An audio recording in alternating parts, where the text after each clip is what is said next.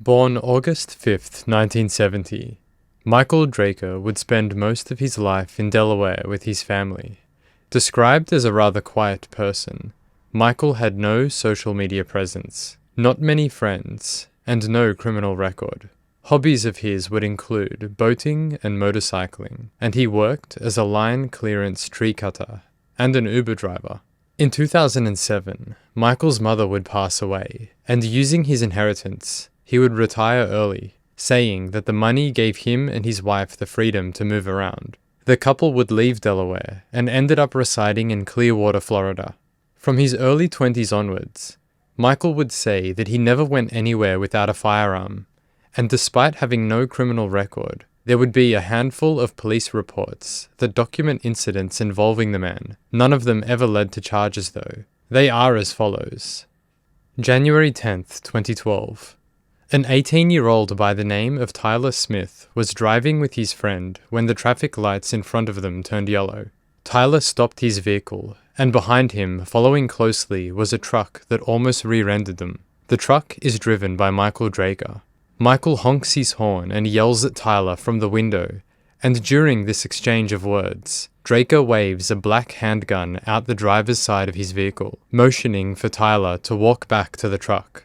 Tyler does not follow this command, and takes off, with Michael following in close pursuit. Drejka passes Tyler's vehicle and slams on his brakes, causing both vehicles to come to an abrupt stop. Here he proceeds to argue with the teenager.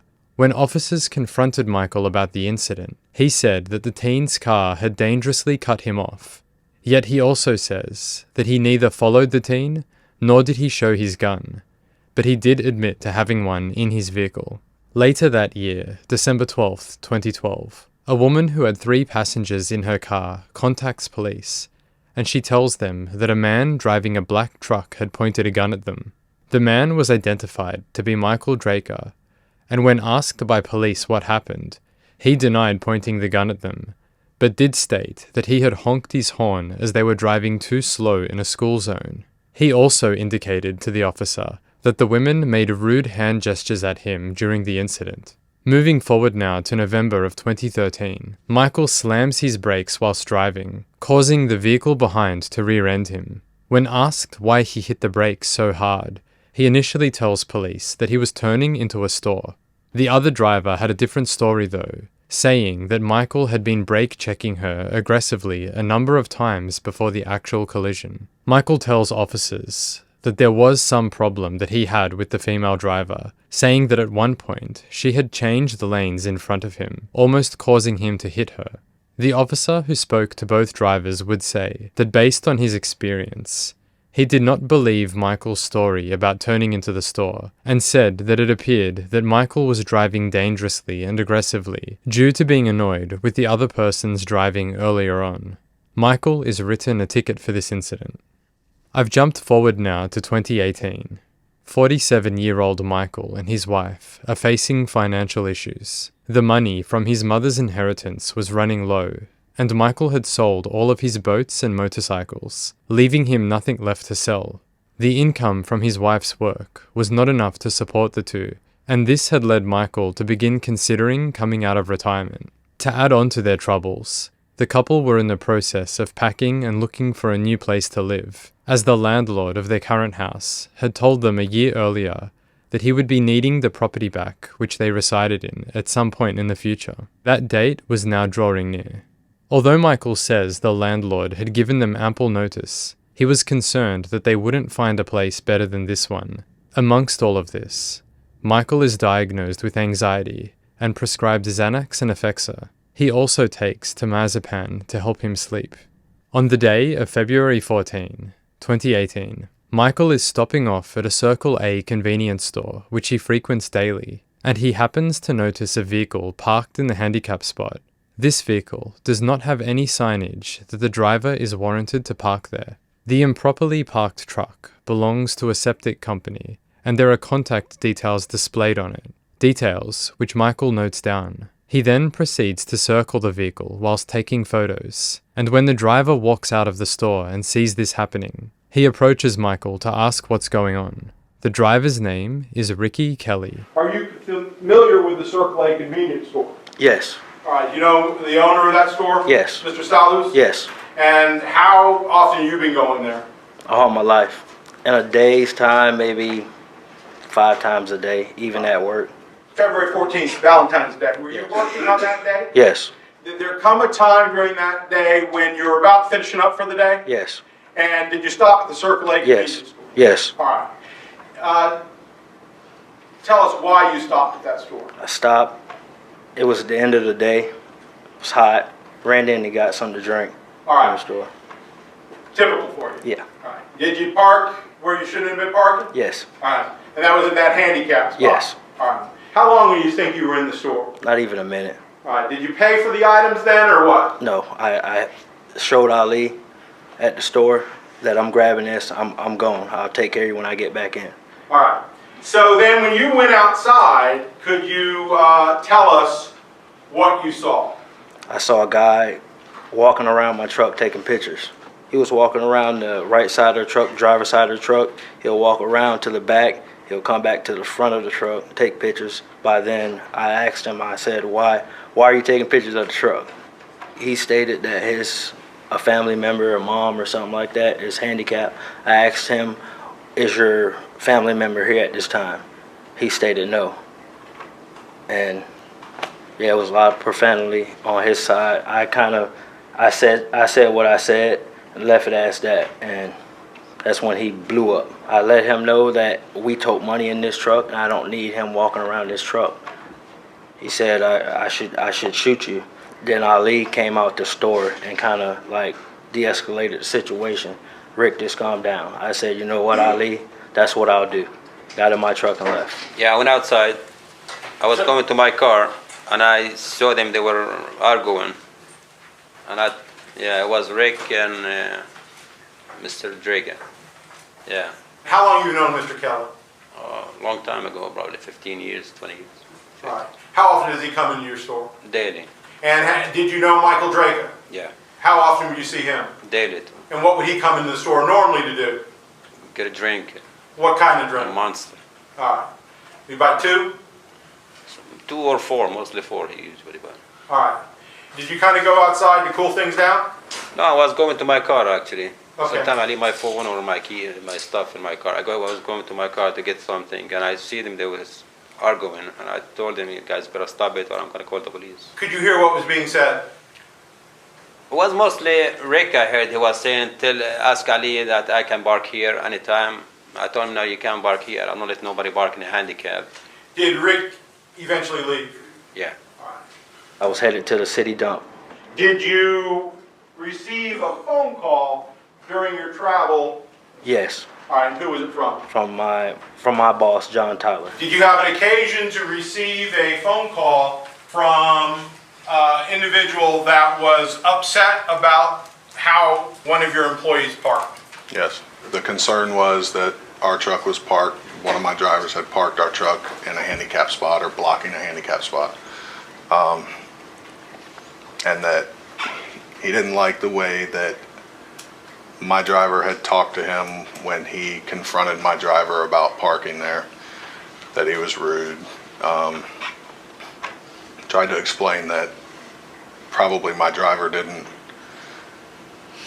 give him the most polite response when he came out of the store and he was up next to that truck, because there's money that's kept in that truck, and if you come up and there's a strange person walking around the truck and you're going to say something.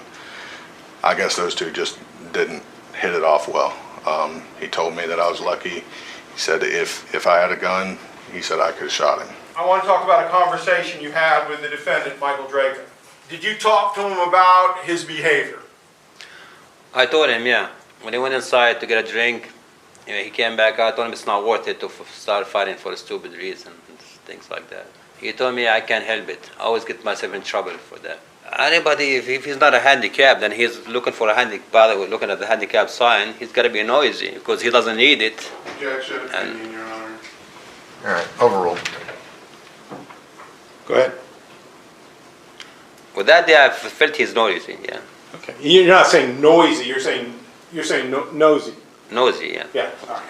And The dust settles from this incident, and a few months pass by. The date is now July 19th, 2018. A woman named Brittany Jacobs is driving home from work. In the car with her is her 28-year-old partner, Marquise McGlockton, and her 3 young children, a 5-year-old, a 3-year-old, and an 11-month-old. Brittany and Marquise didn't know it at the time, but she was pregnant with their 4th child. Do you know someone by the name of Marquise McGlockton? Yes, And how long had you known Marquise McGlockton for? for 10 years. And who was he to you? He was my soulmate and my partner. How was it that y'all met? Through a mutual friend, through Denny High School. Brittany worked at East Bay Nursing Rehab Center as a certified nursing assistant, and the way their family routine would flow is Brittany would work the days, whilst Marquise looked after their children. Then he would collect her from work, rest while she took care of the kids, and he would go to work himself at around 10 p.m. at a 7-Eleven. July 19th was a hot day, and on the way home, the family stop at their local Circle A convenience store to get some drinks, the same store that was mentioned earlier in this video. Let's talk about that store. Have you been to that store before? Yes, I go there all the time. Been there for years. And when you say you, was it both you and Marquise would go to that store? Yes. What was the purpose of going to the store that day? It was just to run in the store, grab some snacks, and come out. Who was it that was going to go run into the store and grab those snacks?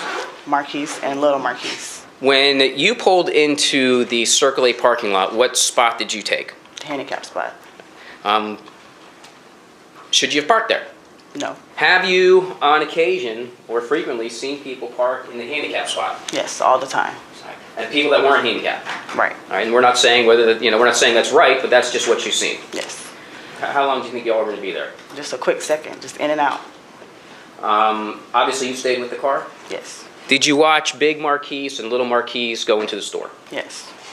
Did you see someone park their car and approach you? Yes. He started walking around the car. He started from the driver's side, started from the back, started from the passenger side, and stopped at the front. Could you see him doing anything with his hands? He started pointing at me. Were you concerned at that point? Yes, I was scared. All right. And what were you thinking? I didn't know who this strange, suspicious man was. I didn't know. Did there come a point in time when you put your window down? Yes, I cracked it. All right. So you didn't put your window down all the way? No. He was yelling and pointing and telling me where I should park. He told me that you're parked in the handicap spot. I said, yes, I am aware. When my family returns to the car, I will leave. Did you raise your voice at some point in time? Yes. All right. Were you getting loud with him? Yes. All right. And tell the jury, why was it that you were now getting loud? Because I just wanted this man to just leave me alone. Just leave me and my babies alone. Did you ever say to him, leave me alone or I'm going to come out and I'm going to start, kicking your butt? No. Did you ever say to him, if you don't leave me alone, I'm going to get out and I'm going to do something to you? No. Ever threaten him? No. Is there something that you said to the defendant to let him know there were other people with you? I told him, do you want me to go get my man? And he said, yes, if you want him to fight. Now, let me ask you this. Were there other people that were pulling into the parking lot when this was happening? Yes. I just noticed when I pulled up, I heard screaming. I saw a man basically yelling at a car, and it just caught my attention. When you first heard the yelling, was it one person or two people? One person, All right. And who was the one person that was yelling at this time? Mr. Drejka. The window was down. I noticed there was a black woman in the car, and that's when I was more curious to what was going on. Okay. Were you concerned for her? Yes. Why was that? Because he was shouting very loud, and I could tell he was very upset. Did you hear her start talking, cursing, yelling? What'd you hear? Yeah, once the window went down, I heard an argument. Basically, it was a screaming match between the two parties. What did you do? When I opened the door, I told the clerk that there's an altercation outside. You might want to get involved. While you're in there, can you hear both the female voice and the male voice? Yes. There's a point in time when a customer in there goes outside. Is that correct? Yes. All right. And was that customer a male or female? Black male. When you went in to tell the cashier, was the black male close to you? He was at the counter. After you said what you said to the cashier, what did that black male do? He just put his things on the counter, and then I saw him walk out of the store. At the time that Marquise first comes out of the store, Are you inside your car still? Yes. Do you see Marquise coming down the sidewalk? Yes. Did Marquise say anything to the defendant? Yes. Okay. What did you hear him say? He said, "Get away from my girl." And what did Marquise do at that point? Push Michael Drejka down. Once the black male pushed the defendant down, did anyone say anything at all to anybody? No. Was it completely quiet? Yes. Once the push happened, there was silence. Yes. So obviously there were no threats. Nope. The defendant's not saying anything at all. No. What happens next? He basically rolled on his right side and pulled the gun out. When the gun came out, did you hear Marquise say anything to the defendant? There was silence. Okay. And by silent, does that mean that the defendant wasn't saying anything to Marquise as well? Everybody was quiet. When you saw the firearm come out, what did you do? I took steps to my right and got between two parked cars. Did you have an opportunity to see what Marquise was doing once that firearm came out? He was treating also. He was backing up, and he couldn't back up no farther because the car was there. Did you see him go forward at all? No. Did you see him make any movements at all towards the defendant? No. Okay. What did he do? Backed up. Okay. Could he keep going back? The car was behind him, so no, he couldn't go any further back where he was. Okay. When he couldn't go any further backwards, what did you see that black male do? Turned towards the store and then went towards the front door. Did you see that male get shot? Yes. Did you see where Marquise went after he went backwards? He held the wound and ran into the store and collapsed. I basically kept my eyes on the shooter, and I slipped to the corner of the building and called 911. 911, what's the address of the emergency? Hello? Hello? I need help now. Okay, where are you? Where are you? Someone just got shot, so you need to speed this up a little bit. Okay. And that happened right in front of the store? Right in front of the store, yeah, I just watched it. Okay, yeah, we Pretty did. sure you got shot point blank. Okay, well, we have a call in, and it looks like we're getting help on the way. I ran around the other side, other passenger side. I wind the window up, made sure the kids were safe. I locked the door, and I ran in after Marquise. Let's tell the jury what happens. You come inside. Where do you see Marquise? He's down on the ground. And what do you see? He's fighting for his life. Is Marquise Jr. still in the store? Yes. I heard Brittany yelling, "Help me, help me, help us. Can someone help us?" I saw the victim on the ground bleeding, and he looked like he was dying. I was telling her to compress on the wound, and I got a T-shirt off the rack and gave it to her and trying to get her to compress on the wound. I grabbed a T-shirt, and I put it toward his wound and stopped the bleeding. Now, did you stay in the store the entire time? I had to run out because by this time I was worried about my kids because the armed man was still out there. So I ran in my car, I pulled it in the front, I turned the AC on, I locked the door, and I ran back inside by Marquise's side. And I stood there until the ambulance came.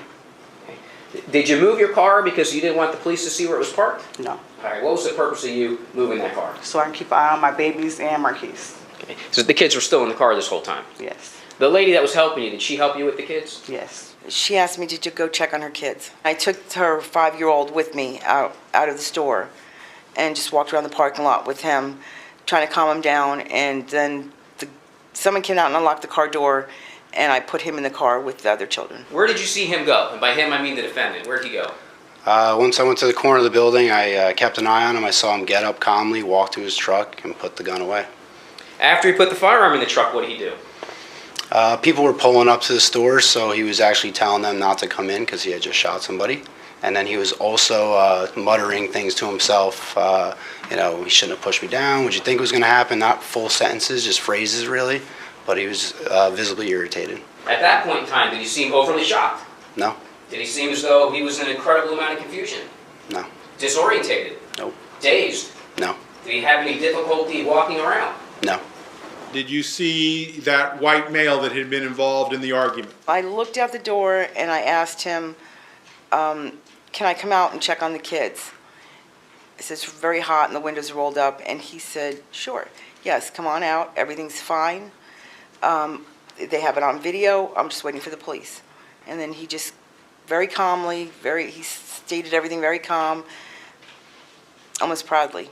The bullet had hit Marquise in the chest area on his left side, entering his body right underneath the nipple, As it passed through him, it struck both his lungs and his heart, before coming to a stop on his right side. The bullet did not make an exit wound, but it rested so close to his skin that it left bruising on Marquise's side. He dies on the scene, and when police arrive, they find Michael Drejka waiting for them in the car park. The man is taken to a police station, where an interview is conducted at around 5:30 p.m., almost 2 hours exactly after the shooting, which occurred at 3:28. This interview lasts for approximately 6 hours. Thank you.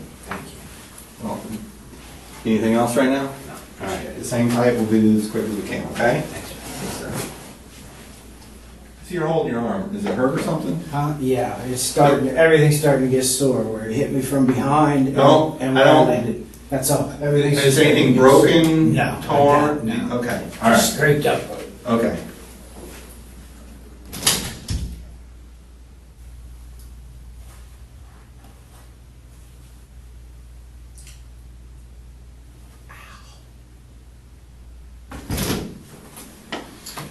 Hey, Michael, how you doing? I'm Detective Upton. Left hand. Left hand, okay.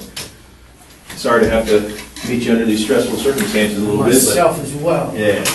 Hey, I'm not the, this is Detective Shields, I'm sorry. Nice to meet you, sir. I'm not the case agent in this. I'm a detective in the same unit. The case agent and the assistant case agent, if that makes any sense to you, are going to come speak to you in just a few moments, okay?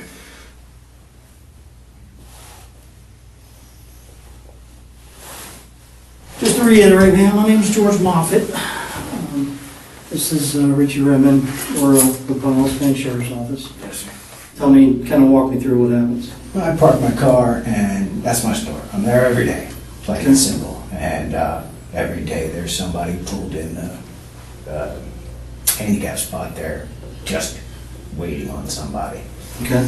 So I have a pet peeve about it. Sure. I, said, do you mind, moving? There's a spot next to her, and there's spots out front. I said, would you mind moving and waiting on somebody? And so there's plenty more spots. There's plenty more spots, okay. Yes. And she took that as an affront that I would speak to her that way. So you guys are talking? Yeah, exactly. She's out of the car by this time.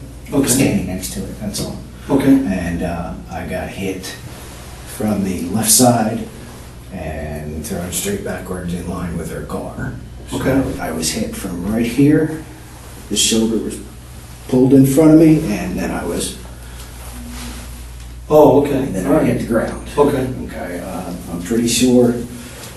We'll get somebody to take pictures of all Yeah, I'm not worried about that too much, but I'm pretty sure I landed my wrist under my gun, actually.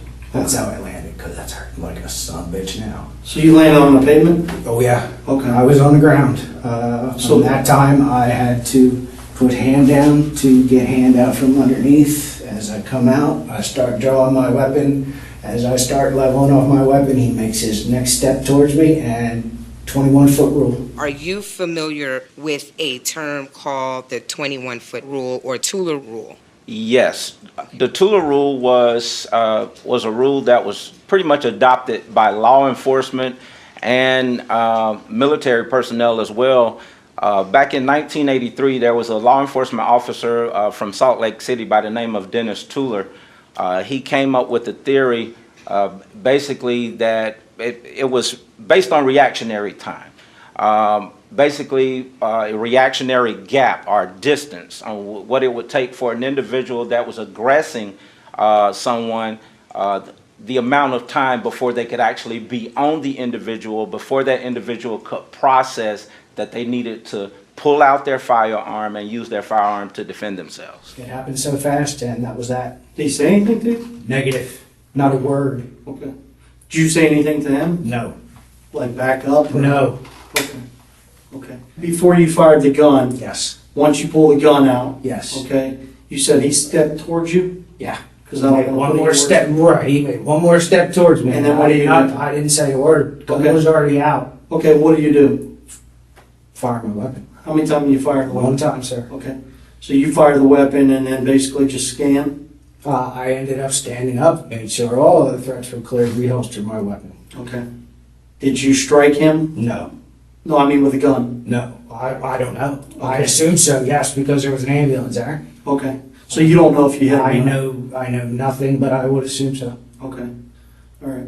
So what do you do? Talk me from there after you reholster your weapon. After I reholstered my weapon, I decided to extricate myself from the situation completely and just back to my vehicle and wait for you. So I took my firearm out, unloaded it, locked it, left it in the car. We're gonna kind of slow it down a little bit and kind of, because I'm gonna be asking you specific questions about the incident. And again, just like you were, just be truthful with me. No trouble there. And so you get to the store. Yes. Where do you park your car? Directly next to the last parking space. Did the defendant park his vehicle in a parking spot? No, sir. Was he basically parked in the middle of the parking lot? Yes, sir. So you exit your vehicle, right? What do you see from there? No placard on the front of the car, because I have to walk by the car to... So you approach the vehicle? Oh, front of the vehicle, yeah. Okay. Do you make verbal contact with her first, or did She made verbal contact with me first, and Well, I sir- explained what I did. Asked me what I was doing, of course. Okay. The thing I remember her saying is, do I have to get my man? And I said, well, what's that mean? Are we going to fight? Okay. Did you say, hey, I'm gonna call the police? No, I did not say that at first. I'm going to bring that up. I thought a simple courtesy would do. So you asked her to move? Courtesy, yes. Okay, and what did she say?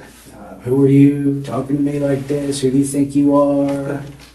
Kind of mind your own business? You got it. Hear me out. Wouldn't it be best, instead of putting yourself in those circumstances, to contact law enforcement and have a deputy come out there, or Clearwater Police? Well, Clearwater Police and I don't get along. We have some Fourth Amendment issues. What is that? What do you mean, Fourth? Clearwater Police illegally searched my car. Well, Okay. you know. How long ago was that? Last summer. Okay. They took it upon themselves to go through my glove box when all they had to do was replace something back in my vehicle. What was that? My firearm. Okay. So they took your firearm out of the vehicle? Always. Okay.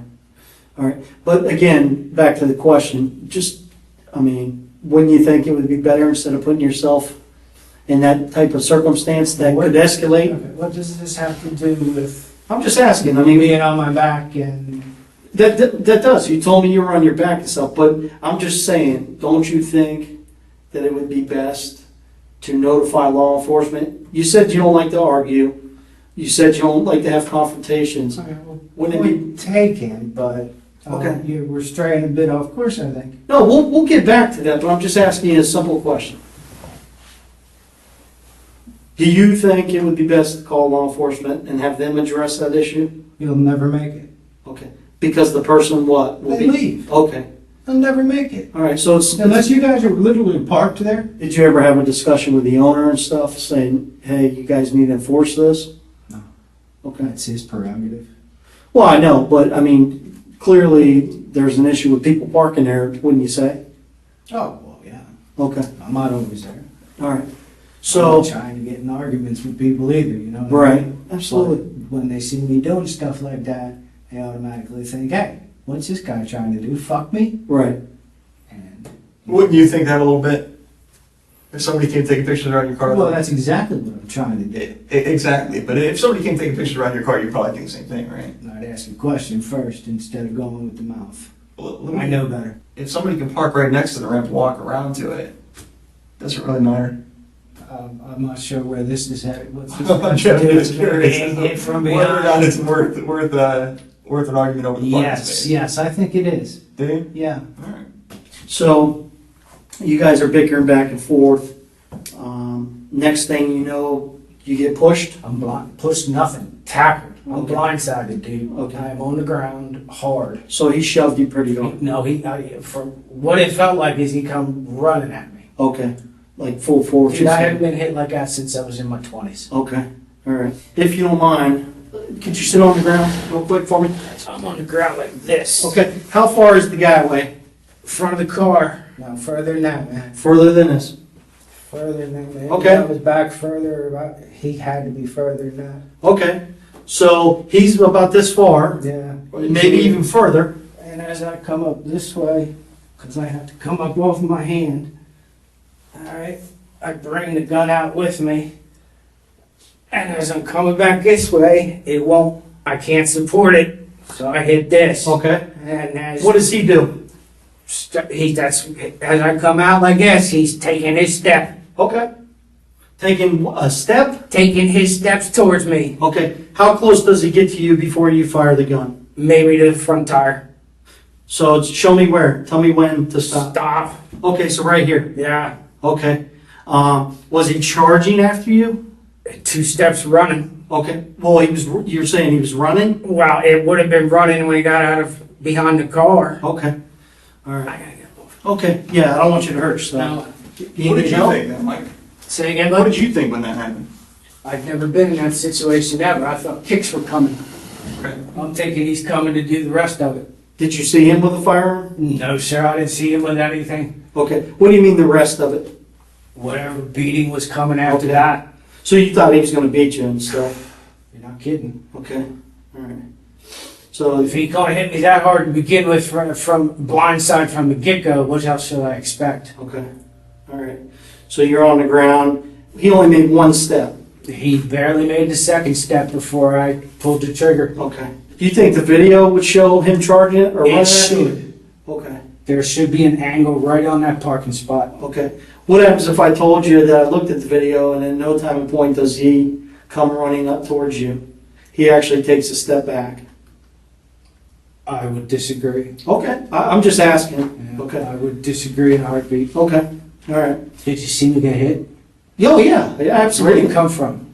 If you don't mind me asking, where do you We'll come get it from? all. Yeah, we'll get bring into it all that. for you. Did you hear him make any statements? Negative. He never made a word at all. You don't ask him, what the hell, dude? Why'd you push me? No. He doesn't make any statements, I'm gonna come kick your ass? No. Negative. Okay. Didn't say a word to me. So he made no threats that he was gonna come finish his job? It was an assumption, definitely. Okay, so you just assumed he was gonna come do that? Any smart person would, yeah. Yeah, I mean, okay, I get it, I understand it. So, and then you shoot him, just one time, correct? One time, sir. Okay. Neutralized. And then he, What kind of firearms training do you have before you got your CCW and started Well, shooting? besides hunting, my father was a state cop for 20 years, so I've had to drill. I mean, about you. You personally, what kind of Yeah, training you had? I trained with my dad a little bit, and Okay. I trained with other cops at the range, but as far as formal training, nothing. Any prior military, anything like that? Negative. Prior law enforcement? I wasn't allowed to be a cop. He said he'd break my arm. 20 years of shift work and bullshit. your dad said that? Yes, sir. What kind of drills did he run you through? 1, 2, 3, 1, 2, 3, 1, 2, 3. You know what I mean? You ever practice from your back or anything like that in the past? From my You ever back. practice shooting from your back in a position where you're on the ground or? Oh, I've practiced sitting before. I've never practiced laying on my back. Okay. But I knew sitting would always come into play at some point in time. All right. Besides the fact I was a driver for Uber, so. Okay. So you saw him come towards you? Yes, sir. Okay. What happens if he didn't come towards you? Would you still Hell fire no, around? there's no reason to. If he's retreating, then I don't need to use my firearm. What if he's just standing still? I don't still need to use my firearm. All right. Did you see, when you saw this guy after he pushed you, did you see anything on his face? Did you see any facial expressions or anything? Negative. All I saw was a man trying to do me. What were his hands doing? Did you see I that? have no clue. If he would have been standing still, do you think that trigger would have gotten pulled? No. Did you have time to really look at him and tell that he was coming towards you? The feet said he was coming towards me, and Okay. so did the hips. All right, Michael, we'll be right back. You gotta use the restroom or anything? No, I'm good, thank you. Need any more water, partner? Okay. We'll be right back, all right? So, we spoke before, I'm Detective Shields of the Sheriff's Office. We're here to do a buccal swab, which is a swabbing of your cheeks, if you consent to it. We're gonna go over a consent form here. And you need to be taking my DNA. Why? Sir? You need to be taking my DNA. Why? Well, I'm gonna go over the form with you, and if it's a consensual buccal No, I was swab. just curious. Yes, sir.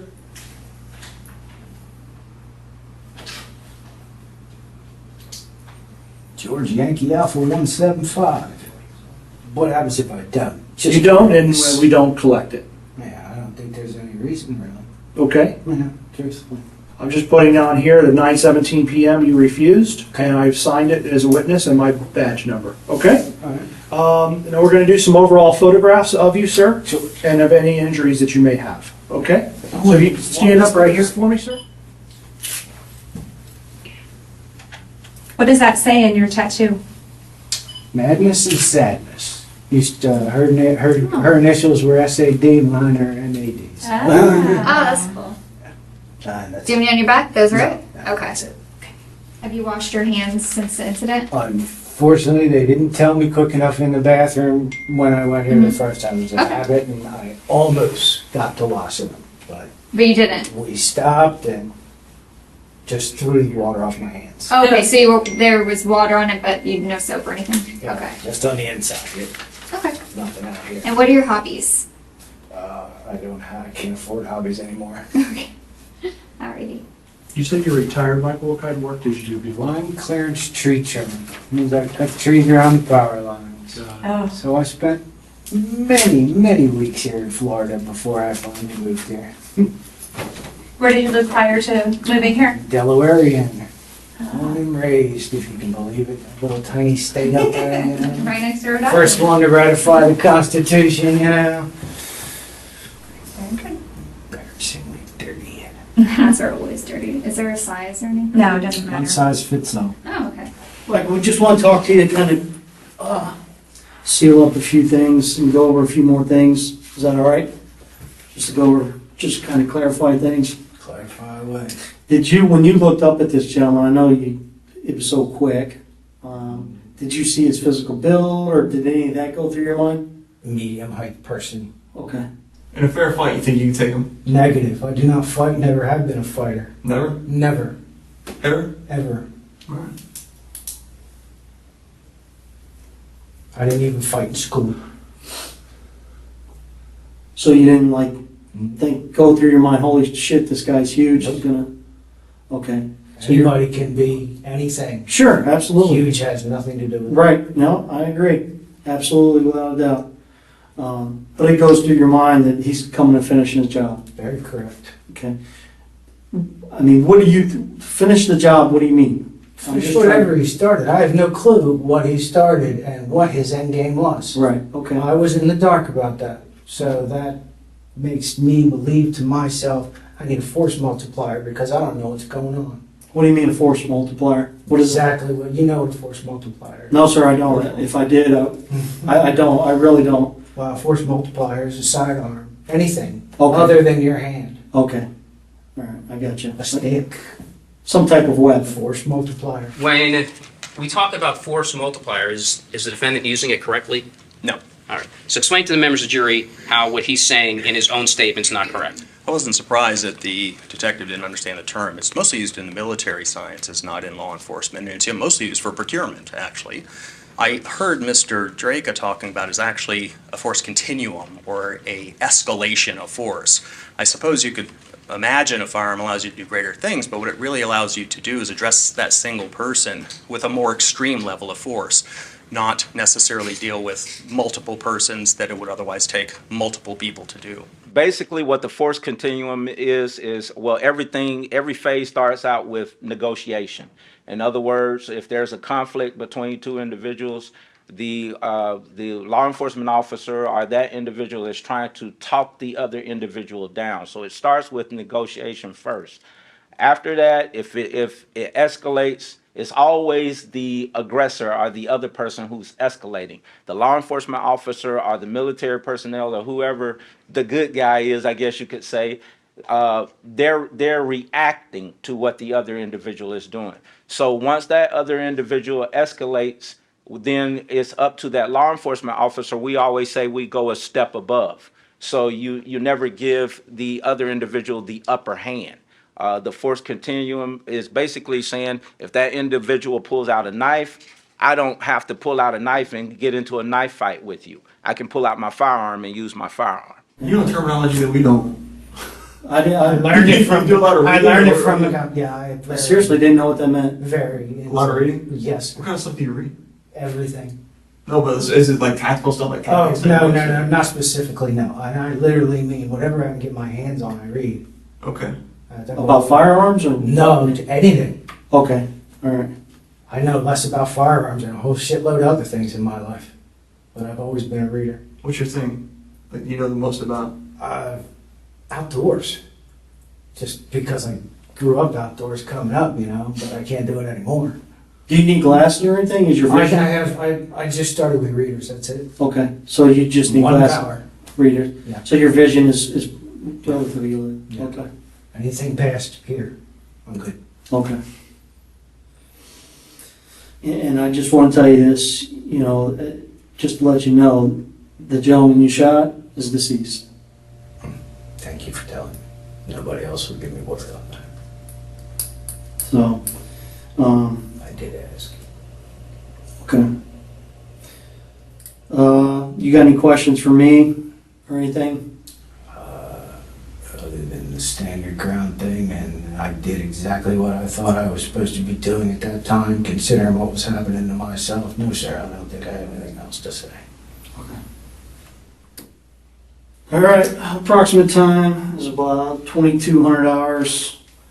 Interview will be concluded with Michael.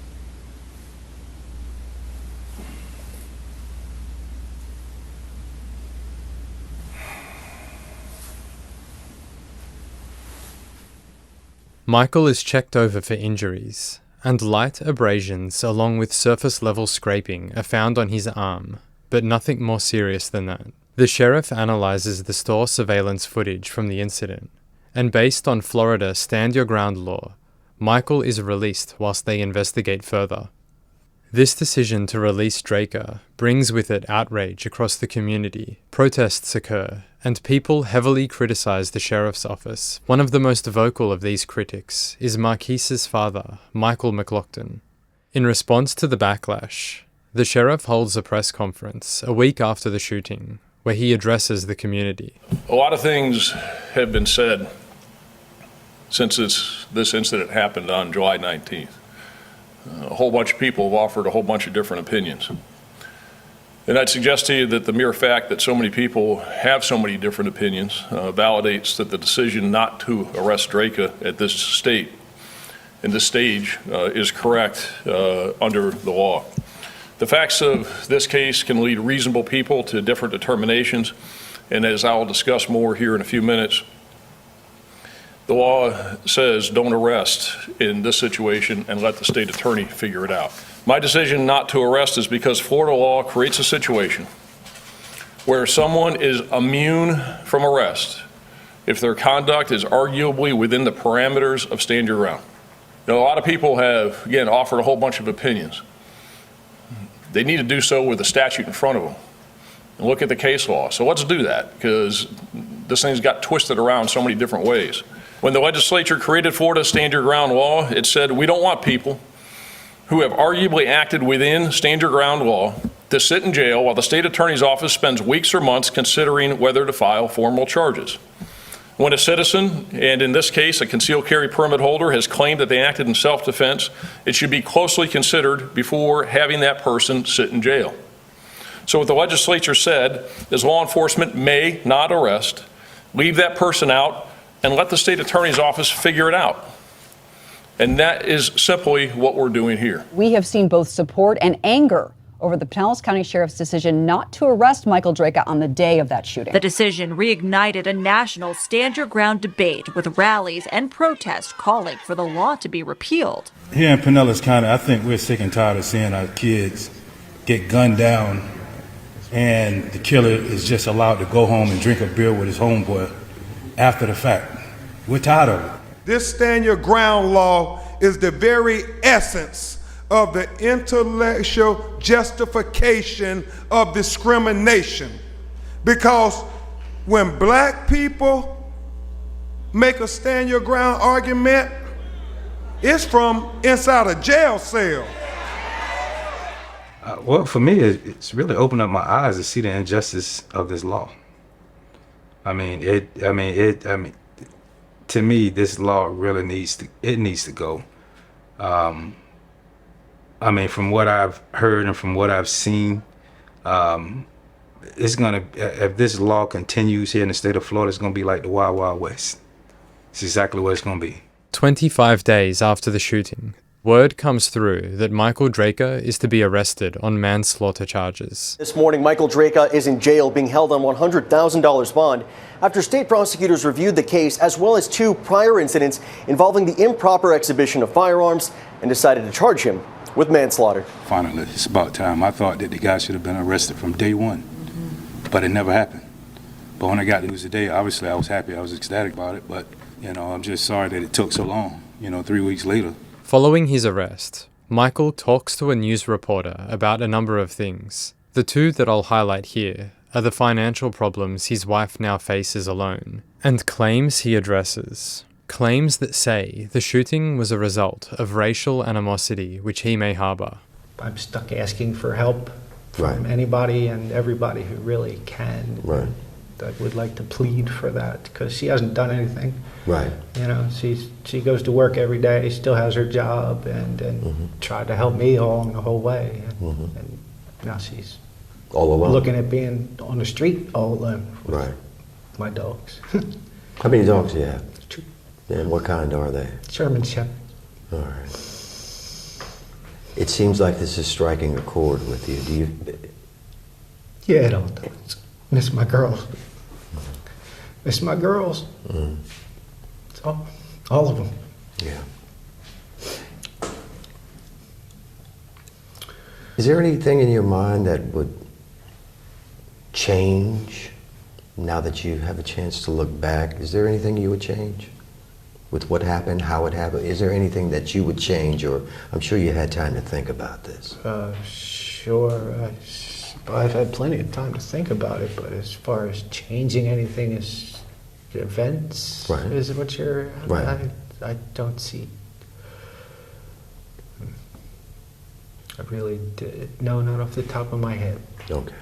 People that have come down to speak about the events and things of that nature, and they get the feeling that there might be a racial overtone to this incident. No, there's almost no way of that. Number one, my upbringing really prevents that from coming out of me ever. My parents weren't that way. It was always try and get along with everybody. Green eggs and ham. Everybody's different. And I grew up during desegregation, not segregation. Okay, so it's not like was sheltered from other cultures or races, from a very young age. And my professionalism beyond that prevents me from saying stuff like that anyway. So I can look you in the eye right now and ask you, yes, if you are a racist, what would be your answer? No, You do not hate black people. I do not hate anybody. The McGlocktons have a very tough view of you. So I've heard.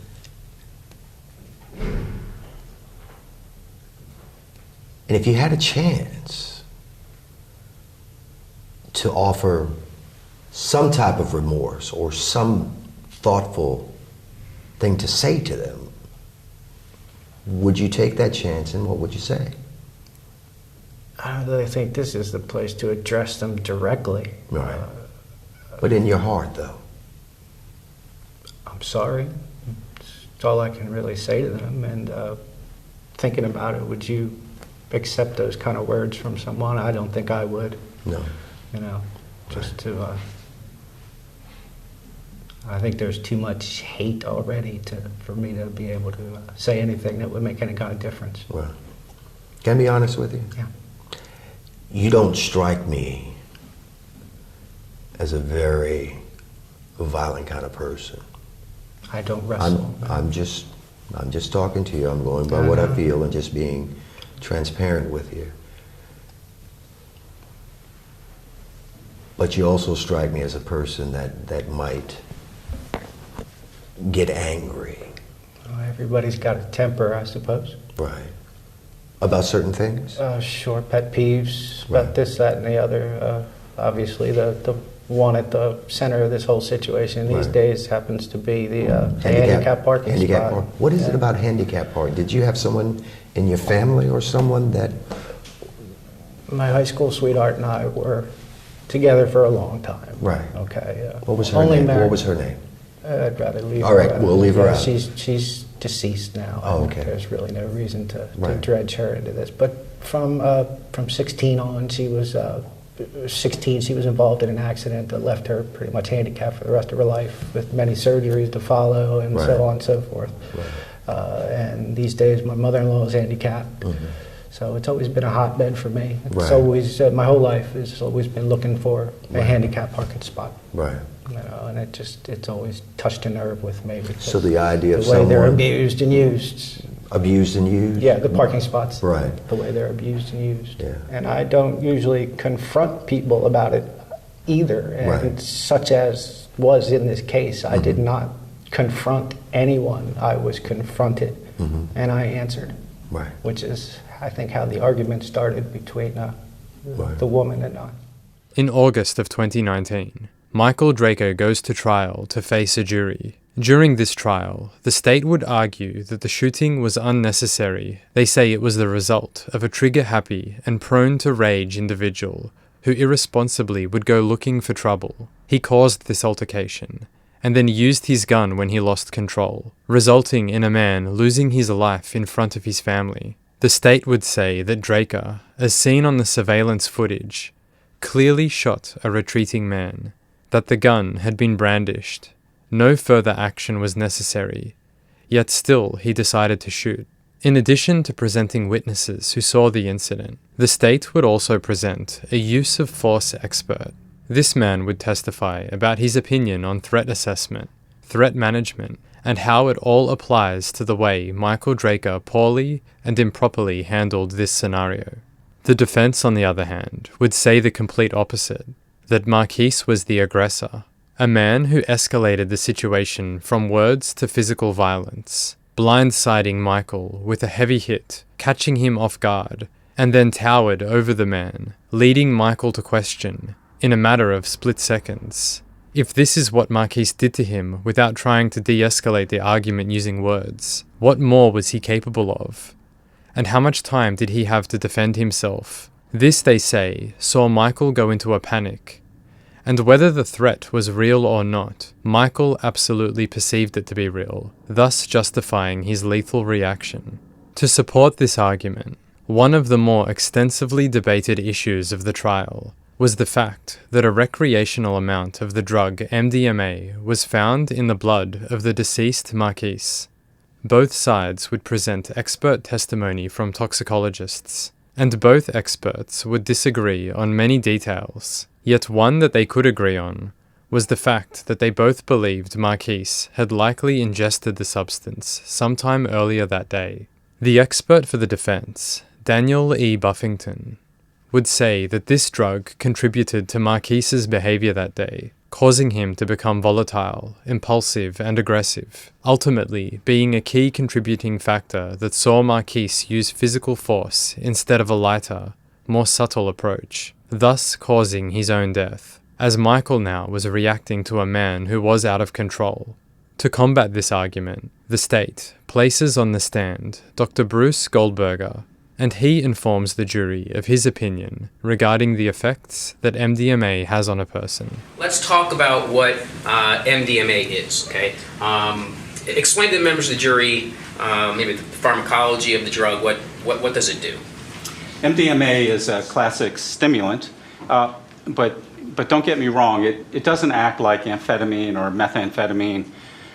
It's really quite unique in that it doesn't cause excessive stimulation of the central nervous system or of the circulatory system like methamphetamine might. But what it does, it's considered to be a euphorogenic drug. So it's a drug that makes you feel well, increases your well-being. It's an empathetic drug, or well, I'll use this term, it just increases the empathy for others.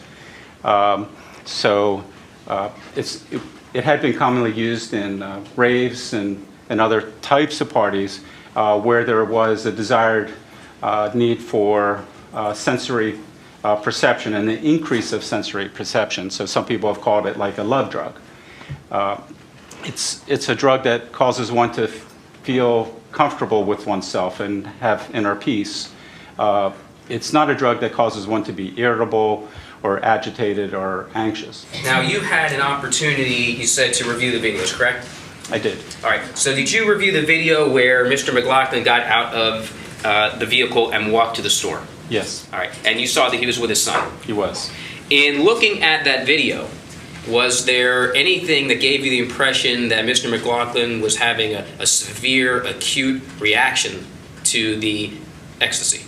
No, none. It appears though he got out of the car normally? Yes. Walked up the sidewalk normally? Yes. He just looked completely normal.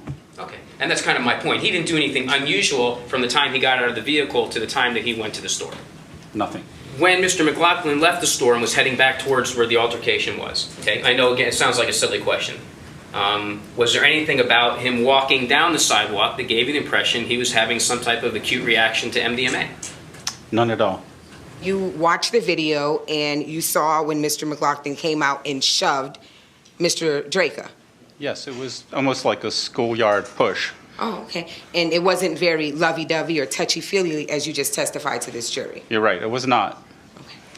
But you're not telling this jury here that the only symptom of MDMA is just euphoria, correct? No, there's other effects as well. Okay.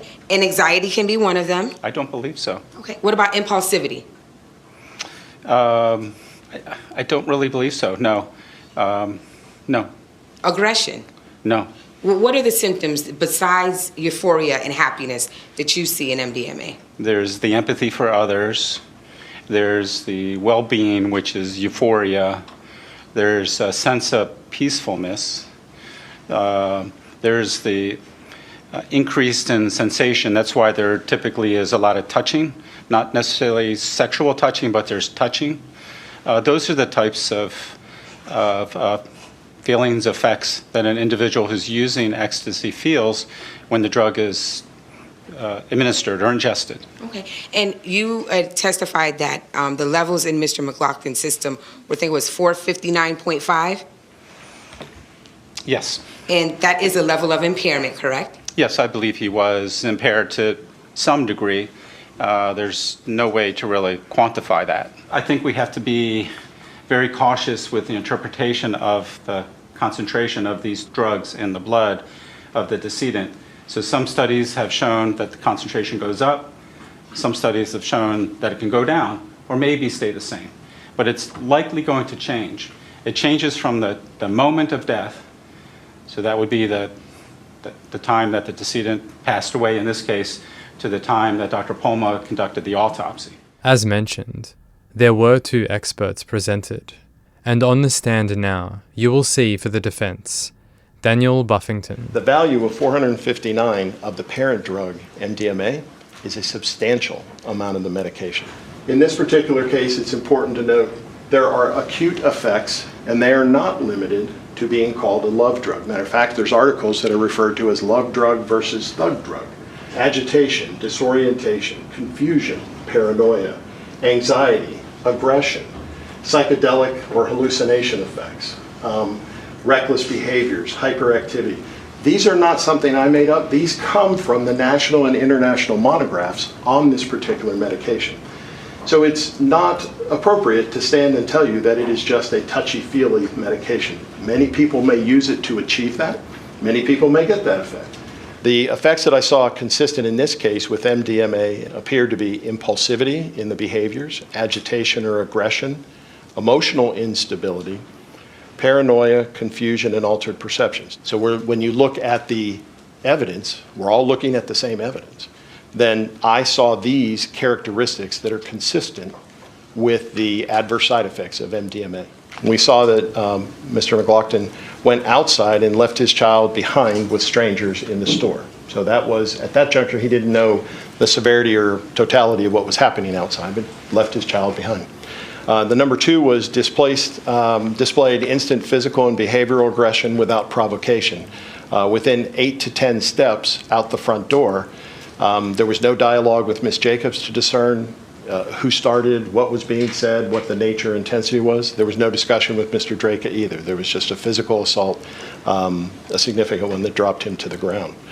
And then after that was after having been shot, he left the children and his girlfriend at the car, and went back into the facility. So I do appreciate he had been shot and was doing some type of retreat, but if the intent was to protect Brittany and the children, it was an opposite effect of what you would expect. So it was clear to you in watching the video that Mr. McGlockton was retreating when the firearm came out, right? Upon seeing the firearm. Yeah, that's when he retreated, when the gun came out. Yes, about a step and a half. Okay, and he couldn't go back any further because the car was there, right? That is correct. All right, and he turned to his right side. In fact, his left foot crossed over, and he was facing the firearm when he was shot, right? He was still facing the firearm. Okay, meaning I don't mean him. His eyes were looking at the firearm. His body was actually facing away. It was turning, but it wasn't fully away. He still, otherwise he wouldn't have been able to have taken the shot in the chest. Okay, well, what do you mean in the chest? Where was he shot? About 2 inches below the left nipple. Okay, and where? Can you show us the path of travel? No, I don't have the diagram. I have the autopsy report, but I don't remember seeing the diagram. What happened? He was shot in the chest, and then where'd the bullet go? It was retrieved by the medical examiner. Right, where was it? Well, I think we all agree he was shot from the front in the chest. You said that he had to be facing him to get shot in the chest. You're trying to give this jury the impression that Mr. McGlockton was facing dead on Mr. Drejka. Because that's not what his testimony was. He said that he was shot in the chest. We approached. Do you know where the bullet ended up in Mr. McGlockton's body?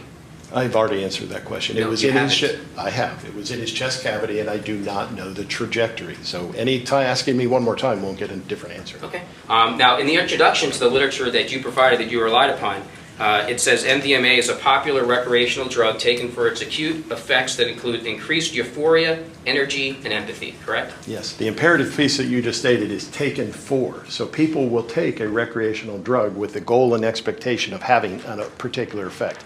Clearly, it's a central nervous system stimulant. It's a hallucinogen.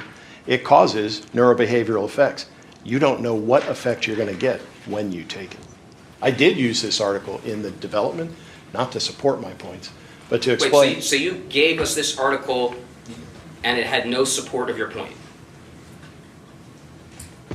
Sir, my points are that it is disingenuous and delusional, delusional, to only tell part of. You need to be transparent and explain what the full adverse side effects of these medications are. So it is not just a happy drug, and that is not, this study doesn't support that. What was wrong after Marquise McGlockton was shot basically in his heart and basically began dying right there?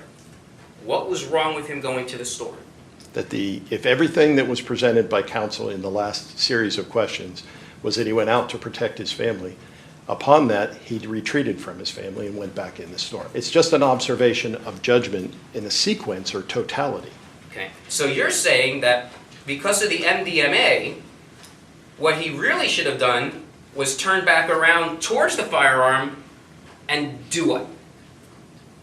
No, sir. I'm saying the totality of these is they display impulsivity, agitation, aggression, confusion, and altered perceptions. That issue was, at the time, he didn't know the severity of his injuries. He still had his girlfriend and 2 children in the presence and close proximity to someone with a firearm. So you're saying that when he shot basically in the heart and he grabs himself and he turns around and stumbles to the store, he doesn't realize the gravity of his injuries, the fact that he was just shot in the heart. That's what you're saying? No, I'm sure he appreciates the gravity that he'd been shot, but many people are shot in the torso and the chest and had survived. I'm not, this isn't a debate over that injury. This is a debate over did his behaviors and actions show adverse side effects consistent with MDMA and MDA adverse side effects. In addition to the expert testimony from Buffington, The defense puts on the stand Dr. Valerie McLean, a psychologist who was hired not to provide an opinion on the behavior of Marquise or Drejka, but to inform the jury of what can occur in someone's mind when an individual faces situations of extreme stress. In general, when a person experiences a perceived stressor, such as a potential assault, or say, for example, an accident, when you anticipate that you're going to get hit by a car or rear-ended, there is a psychological response and a physiological response. Physiological meaning the body goes into an alarm state. And that's what we call the sympathetic nervous system. There are chemicals released in the body, adrenaline, that causes the person to have heightened arousal, muscle tension, greater vigilance. In other words, it's reacting to an alarm state. Areas of the brain and the body respond for survival reasons. And that may override, in many situations, what we call the higher level of thinking, the problem-solving mode, where you're like, oh, okay, this happened, let me do this. It's not like that. It's a fast, reactive type of response. Before a law enforcement officer is interviewed after a fatal shooting, that at least 24 hours should elapse before a detailed interview is conducted of that officer. Isn't that correct? Yes. And why is that? Because when you're involved in what we call critical incidents, oftentimes you don't process correctly. Your memories become fragmented. You don't have a full understanding necessarily to what has occurred. And as a result, sometimes you can become very impressionable, and sometimes you can even create facts that aren't necessarily there because you're trying to fill in those missing pieces. Understood. Very well put. Stressors also affect what we call a memory part of the brain called the hippocampus, so that those are impaired by the amount of chemicals going on in the brain, by the amount of the emotional override. So it's possible that someone in that state of mind either would not remember what exactly happened at the moment of the attack or shortly thereafter, or may have the information wrong. Correct. With both sides resting their case, closing arguments are presented. They want you to think that this was, what was one of their experts said? That it was a schoolyard push. I've never heard anything more ridiculous in my life. Look at that video. Does that look like a schoolyard push to you?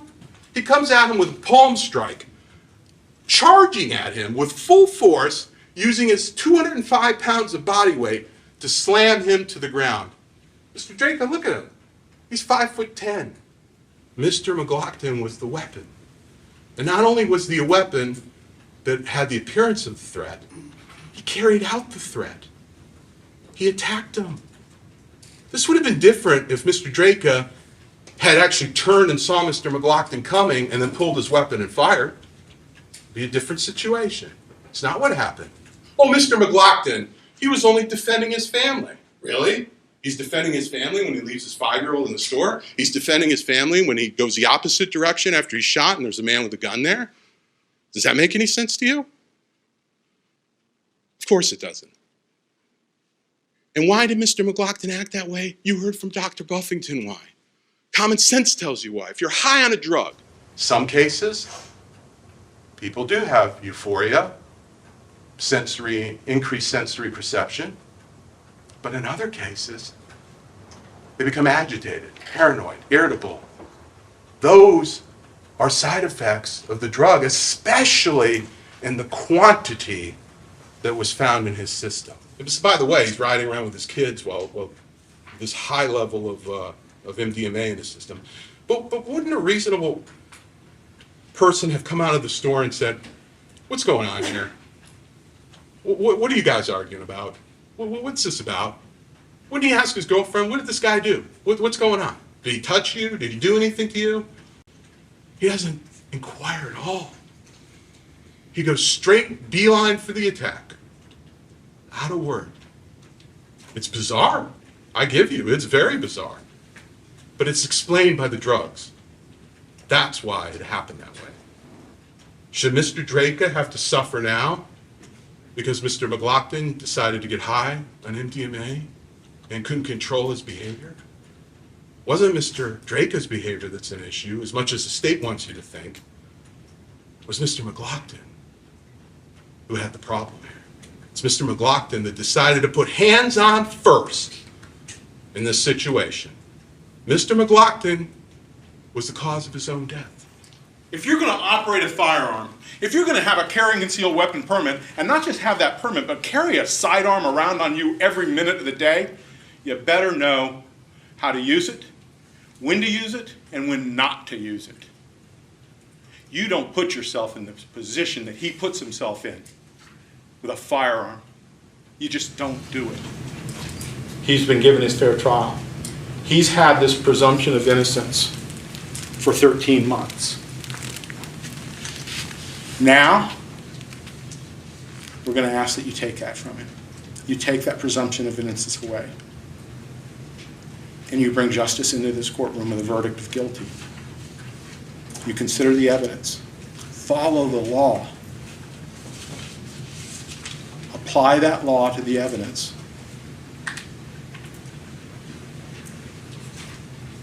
And then come back into this courtroom and speak the truth with a verdict that says, we, the members of this jury, each and every one of us, all 6 of us, we find you guilty of the crime of manslaughter. So say we all, each and every one of us. Thank you. State of Florida versus Michael Drejka, case number 1809851CF, as to the charge of manslaughter. We, the jury, find as follows as to the defendant in this case. The defendant is guilty of manslaughter as charged. If and only if you find the defendant guilty of manslaughter, then please further find if the state has proven this fact beyond a reasonable doubt. He's confronting people to harass them and mess with them, and in his words, F with them. So apparently when he does this and people show respect and perhaps fear, he has no problem with the way things are going because he is getting respect. He is enjoying himself being a wannabe law enforcement officer of this handicapped parking space. I do agree with the state in that I'm not really sure that I heard any remorse in this case. What I've heard is that the defendant felt that he was justified in doing what he did and that he would do it again. That's not really remorse. The bottom line is this, that I really haven't heard in this courtroom any remorse. Mr. Drejka, I'm going to find you guilty. I'm going to adjudicate you guilty. I'm going to sentence you to 20 years in the Department of Corrections with all credit for time served. And I believe he has in 91 days, is that it? I'd like to make a note that at this point in the video, I've transitioned away from research and court testimony and now speak my own thoughts on the case. And with that being said, I will be leaving a lot of my opinions out of this one. This case is one that I've seen people divided in their opinion. Some will inevitably say that Marquise brought his fate upon himself when he decided to engage in a physical interaction, whereas others will say that Michael is nothing more than a trigger-happy, violent individual who more than likely harbours animosity based on race. Whichever side one finds themselves on, or possibly even somewhere in the middle, that is for you. That is your opinion, and I have no desire to try and alter that. My motive with this video, as with all of my videos, is not to persuade you to think or feel a certain way. I don't want to line others up with my opinions. My goal here is simply to present a video to you, as fact-driven as possible, to give a breakdown and summary of a trial that otherwise may take an individual days or weeks to watch in its entirety, to show you the highlights and the arguments of each side, and then to allow you the space to feel how it is you feel about the situation. That is now and has always been my intention with making these videos. And sometimes I've gotten it right, whereas other times I've gotten it wrong. And because of that, I wanted to be clear with you here. I have no desire to make you think or feel anything other than what you may think or feel. I have no desire for you to agree with my opinions, to align with my views. And when I share my thoughts at the end of the cases here, I do so as a way to unwind. I spend weeks on each video, and writing these thoughts out helps me to wrap things up in more ways than one. But when I do this, once I transition from documenting to commenting, I do this with no intention for you to sway in your opinion. So why am I saying this now? Why has this case sparked such thoughts? The reason being, it is incredibly divisive. This case I've seen spark many debates, arguments about laws that may need to change, inequality in the justice system, racial animosity and argument, and what does or doesn't count as self-defense. All incredibly potent conversations, but not conversations that I wish to involve myself in here at this minute. This channel is not about me or my opinions. This channel I want to be a place where people can come to learn about a trial that they may otherwise not have watched, and then leave without subtle influence from me. One may argue then, why am I saying anything at all? Why not just end the video at the sentencing hearing and be done with it? A good question. One I had to ask myself and answer whilst writing this. Although I believe it important to deliver these videos to you in as clinical and factual format as possible, at the end of the day, these cases are not cookie cutter for me. Each video stays with me long after I wrap it up. I think about them, the people involved, and the things that I've learned whilst researching. When I'm done a video, it's not the sort of thing that I can simply dust my hands and say, alrighty, on to the next one. So as a sign of respect to not only the victims of the crime, but to myself, and any one of you who makes it through to these ending thoughts with me, this part of the video is a crucial step to honor the people who deserve to be honored, whilst unwinding in a way that maybe you can relate to. Maybe you can sit back, and my words can spark thought for you. So to bring it all together, the goal at the end here is to share personal thoughts that are not littered with subtle influence. A sensitive task indeed, one that I've not always gotten right, and one that I'd like to be more careful of when approaching subjects as sensitive as this one. So with that all being said, I wanted to thank you for making it this far into the video, and for listening to me ramble on. And you may ask now, if I'm not going to share my opinion on the result of this case, what will I choose to speak about then?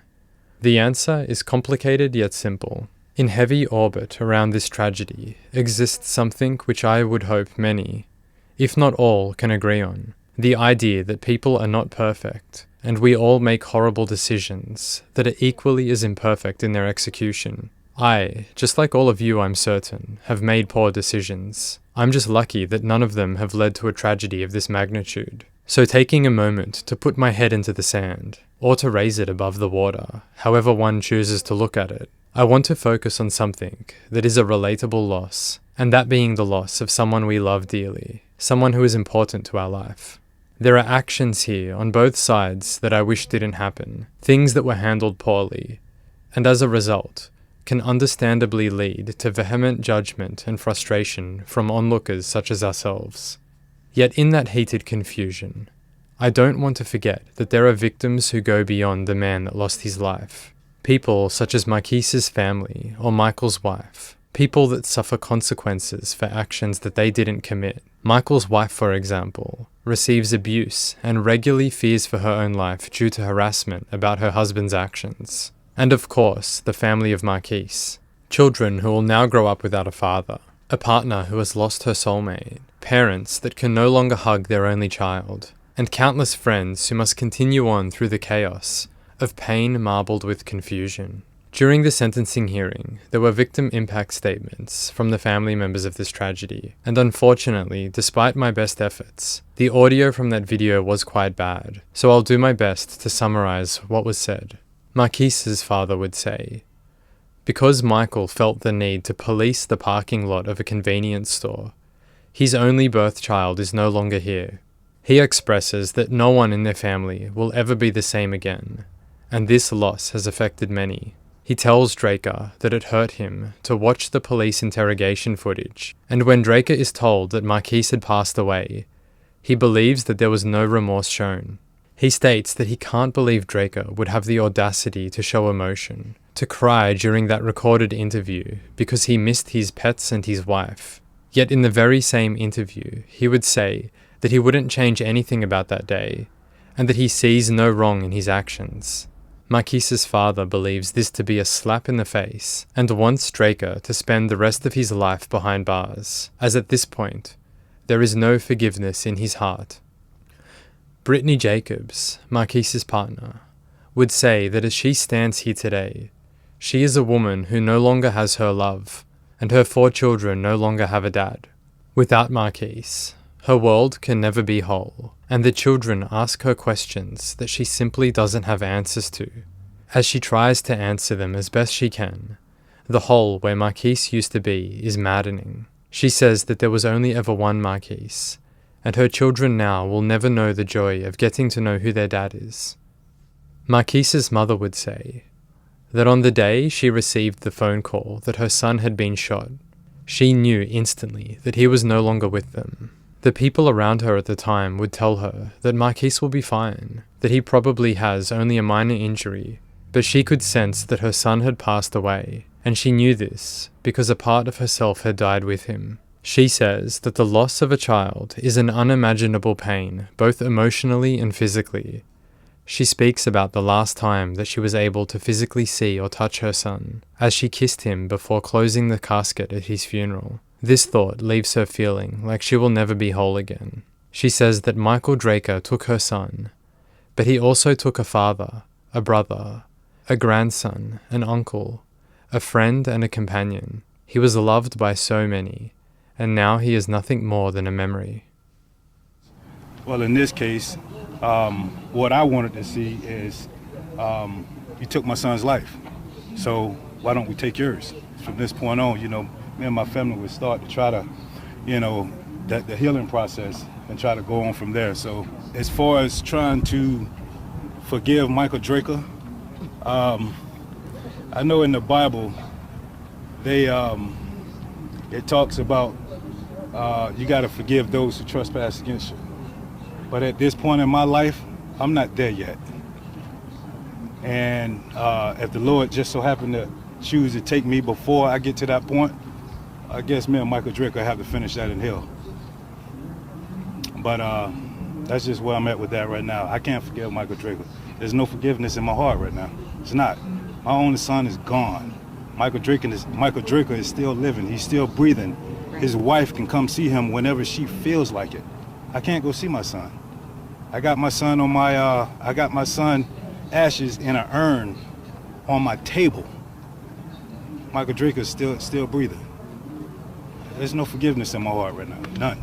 If your wife, your girlfriend, whoever, if they was out there sitting in the car with your kids or with their kids or whatever, and a strange man pretty much approached the car, cursing at your girlfriend, swearing at your girlfriend, whatever, what would you do? Now that I know the outcome, I just wish that maybe he could have kept his composure a little bit and maybe just walked up to the guy and asked the guy like what's going on versus going up to push the guy. But at the same time, I did teach him to stand up for his family. You know what I mean? If somebody's trying to cause harm to your family, stand up to your family. But life before this, it was normal. I mean, we would all get together and, throw parties and, Thanksgivings and Christmas. And, it was just all one big happy family. I mean, everybody was there, but now moving forward, it's going to be a big void there. There's no Marquise. So, plus that was my only child. So I don't know how I'm going to be able to deal with that. I just want people to know that he was a good kid. He was a loving father and one of the best men that I ever knew. So like I said, I raised him well. We raised him well. Myself and his mom, we raised him real well.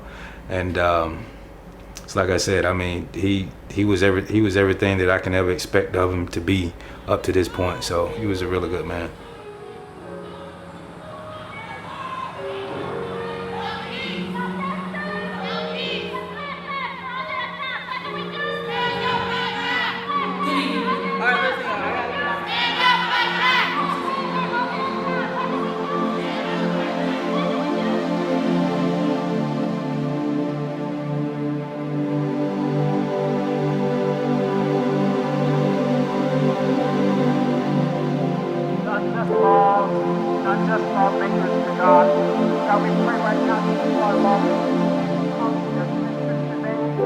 have the moral